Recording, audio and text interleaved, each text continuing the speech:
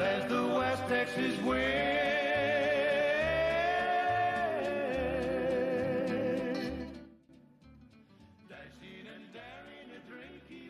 Wyatt Earp was a man of many professions, but has always been brought back to his long career in law, taking a temporary break to be a buffalo hunter, but found his way back as a lawman in 1874.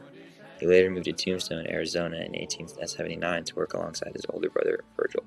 Virgil Earp fought in the Civil War as a Union soldier with his older brother, James. He later moved to Tombstone in 1879 from Prescott, Arizona, and became a deputy marshal later that same year. Virgil Earp is the second oldest out of the four brothers. Morgan Earp was the youngest of the four brothers. He idolized all of his older brothers ever since he was young, and had great respect for them.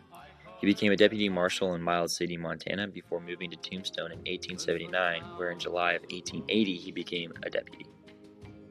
Doc John H. Holliday was a high-class dentist until he was diagnosed with TB, which at the time was called consumption. Doctors told him to move west to a drier climate in 1873, where he became a professional gambler. He was prescribed whiskey to help with his nasty cough and called it his medicine. He was known as a drunk and an antagonist. He moved to Tombstone in 1880. The Chusey County Cowboys. The Cowboys basically ran Tombstone, started by Old Man Clayton, whose real name was Newman H. Clayton. Ike Clayton, his son, ran the Cowboys at this time. As cattle rustlers, they were basically the Tombstone Mafia of their time. They stole cattle from Mexico and then sold them at a cheap price on the black market because the price of beef was going up, and they were making a lot of money. They were thieves, liars, and bullies. Ike Clayton and the Cowboys had a lot of say-so in Tombstone. People were scared of them, so people did what they wanted.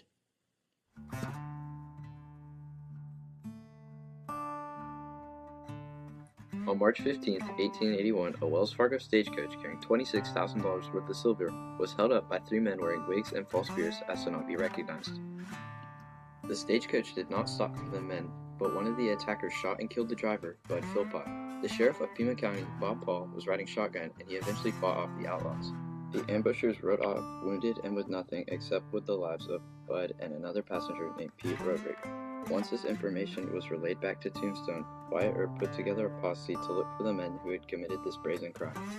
Wyatt went back to the place of the attack and followed the tracks of the outlaws for days until they eventually led him to the house of a man named Luther King. Luther King was known to have ran with a gang called the Chusey County Cowboys, and he eventually admitted to holding the horses for the men who actually attached the stagecoach. He also named the men as Billy Leonard, Jim Crane, and Harry Head. Wyatt arrested Luther King, and he awaited trial in jail at Tombstone. The gunfight changed Western America by accelerating the formation of law, order, and overall justice. After Wyatt Earp found out about the stagecoach robbery, he made a deal with Ike Clayton that if he helped locate the men Leonard, Crane, and Head, that Wyatt would give Ike $3,600 that was to be given to the person who captured them. Wyatt only wanted the credit of their capture because he was up for election for sheriff of Tombstone and thought it would help his campaign. Ike decided to risk his position in the gang, his overall life, by telling Wyatt where to find them. They were found dead before Wyatt got to them, so Ike never got his money. This enraged Ike. In 1880, the Cowboys stole some mules from the United States government. They covered the U.S. branding with a DS to make people believe that they belonged to the McLaury brothers. However, with these precautions, the government found out and made the Cowboys promise to give them back. The Cowboys had lied, so the Earp brothers, along with an army officer, went to the McLaury ranch to get the mules back. They got the mules back, but not without the Cowboys threatening the Earps' lives.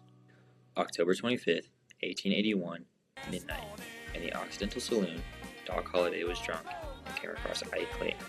They got into a rather heated quarrel and forced to separate by Morgan and Virgil Earp. Wyatt Earp was trying to cool Ike Clayton down, which probably had something to do with their deal.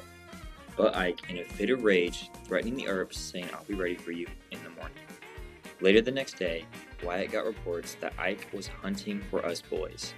Ike was arrested. After Tom McLaury showed up and threatened to make a fight, so Wyatt hit him on the head with his 6-shooter. Later that same day, after Ike was released, the Earps got reports that the Claytons and McLaurys were all armed and behind the O.K Corral. It's important to note that the city ordinance states that you are not allowed to carry a firearm within city limits, so the Earps went to disarm them. And this being a dangerous task, they recruited the help of their good friend, John Doc Holliday. Sheriff Behan walked by the Earps, telling them that they had already disarmed the cowboys, but he truly never did. When the Earps and Doc showed up, the gang had their guns, clear as day. We're here to disarm you. Throw up your hands.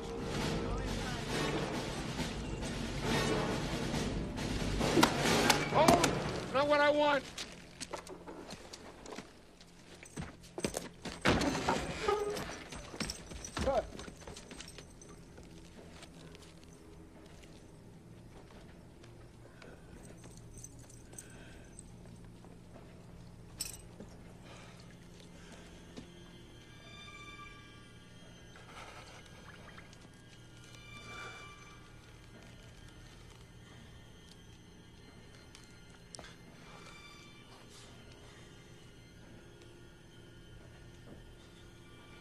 Oh my God.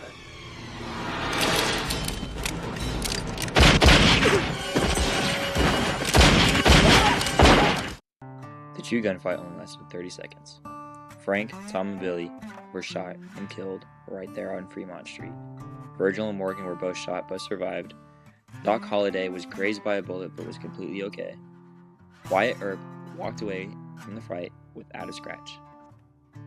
After the shootout, Ike Clayton was very angry with the Earps for killing his little brother Billy. So angry, in fact, he paraded the see-through caskets of Tom, Frank, and Billy through town with a sign that said, "Murdered in the streets of Tombstone." The local news eventually picked up the story of lawmen killing civilians in the street. The news spread throughout the nation fast. In a short amount of time, the entire world knew about the fight at Fremont Street. Even countries such as Great Britain were looking at the United States as a bunch of crazy people, with police shooting citizens. And it's important to note that the president, James A. Garfield, was shot by an assassin in July of 1881 and died just a month before the gunfight. After the gunfight, the Earps and Holliday faced murder charges, accused by Ike Clayton, who painted a story of the Earps being murderers and abusing their power as police. Wyatt and Doc were not seen as heroic till many years later. They were seen as murderers. After losing deals with many important Englishmen due to them hearing about their president being assassinated and now 3 lawmen gunning civilians down in the street, J.P. Morgan sent a telegram to the president, Chester Arthur, and then from Chester to the governor of Arizona, basically saying to fix this. And that's what happened. The Earps and Doc were found not guilty as it was an act of self-defense, and then this gunfight led to the proper enforcement of current laws already in place, and later starting the push for gun reform and changes in gun laws that are still being made to this day. The gunfight at the O.K Corral has been immortalized through many books, plays, movies, and documentaries, but the story of Wyatt Earp continues after the gunfight and far away from Arizona. Wyatt Earp ran away with the Jewish girl Josephine to California. Wyatt Earp owned a property in Alaska and hung around movie productions and told the story to many people. Wyatt and Josephine are buried in a Jewish cemetery, Hills of Eternity Memorial Park. Morgan was assassinated after the trial in 1882. Virgil died in 1905 of pneumonia in Nevada, and Doc Holliday died of consumption in 1887 in Glenwood Springs, Colorado. Gun laws have always been present in the U.S., but this gunfight marked the start to a significant push for these laws to be reformed and enforced still to this day.